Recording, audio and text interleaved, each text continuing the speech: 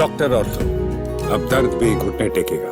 Congress party वर्तमान में अपने सबसे कठिन दौर से गुजर रही है, जब वह देश की सत्ता से बाहर है और एक एक करके कई राज्यों में अपनी पकड़ खो चुकी है। इस स्थिति में कांग्रेस गुजरात के अहमदाबाद में संगठन को मजबूत करने और आगामी चुनाव की रणनीति पर मंथन कर रही है। कांग्रेस वर्किंग कमेटी की बैठक में राहुल गांधी ने पार्टी की कमजोरियों पर विचार करते हुए भविष्य की राजनीतिक दिशा को स्पष्ट किया है।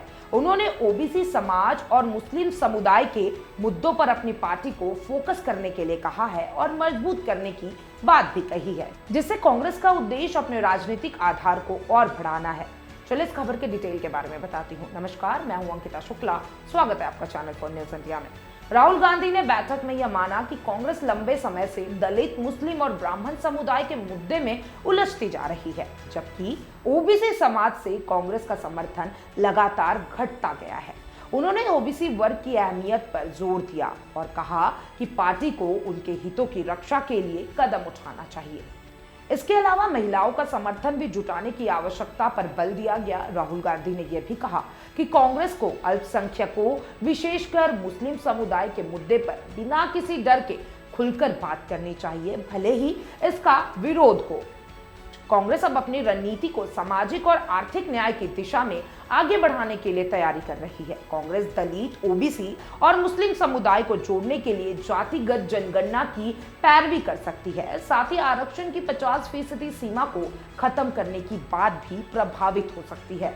इस दिशा में कांग्रेस ने पिछड़े वर्गों के लिए आरक्षण का समर्थन करने का मजबूत आधार तैयार किया है।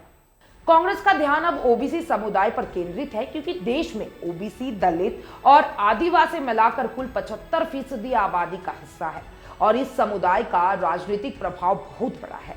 यदि कांग्रेस ओबीसी और अन्य कमजोर वर्गों को अपने साथ जोड़ने में सफल होती है, तो यह सपा और आरजेडी जैसे सहयोगी दलों के लिए एक बहुत बड़ी चुनौती साबित हो सकती है। सपा और आरजेडी के मुस्लिम और ओबीसी समुदाय को अपने साथ जोड़कर राज्य स्तर पर अपनी सियासत बनाई है और कांग्रेस के इस कदम से उनकी राजनीतिक जमीन खिसक सकती है, खासकर उत्तर प्रदेश और बिहार में। जी हां, बीजेपी भी ओबीसी वोटों पर अपनी पकड़ मजबूत करने में सफल रही है और अब कांग्रेस इस पर अपना ध्यान केंद्रित कर रही है। यदि कांग्रेस ओबीसी और दलित वर्गों के बीच अपनी पैठ बना पाती है, तो बीजेपी और क्षेत्रीय दलों के लिए खतरा उत्पन्न हो सकता है। कांग्रेस की यह रणनीति न केवल बीजेपी के लिए बल्कि सपा और आरजेडी के लिए भी एक गंभीर चुनौती साबित हो सकती है।